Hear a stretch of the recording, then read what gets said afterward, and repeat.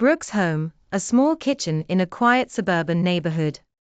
Brooke, a teenage girl, sits at the kitchen table with her family, feeling tense.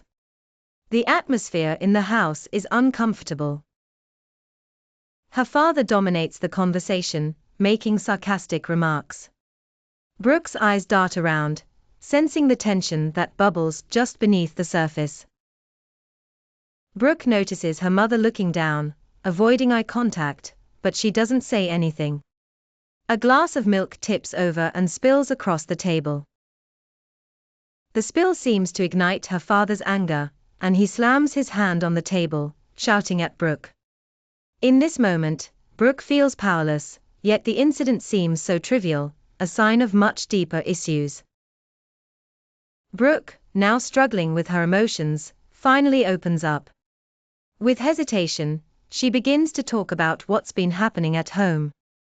Her voice trembles as she speaks about the things she was too scared to share before. The counselor listens intently, nodding, asking gentle questions.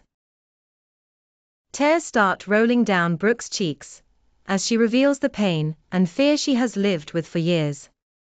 The confession is the first step toward breaking the silence that has trapped her for so long. Brooke, now a little older, faces her father across the courtroom. Her hands shake, but her voice is steady as she tells her story in front of the judge.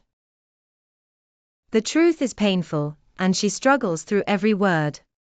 Her mother sits in the audience, eyes red, but she remains silent, torn between loyalty and love for Brooke.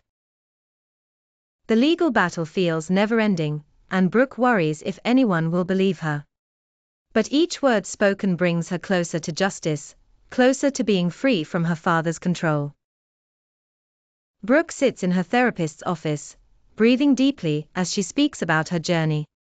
The nightmares still haunt her, and some wounds haven't healed completely, but she's no longer the girl trapped by fear. She's learned to stand up for herself and seeks healing. The strength she's found comes from telling her story and reclaiming her voice. She smiles faintly, knowing she's come a long way. The road ahead is still uncertain, but she's no longer alone in facing it.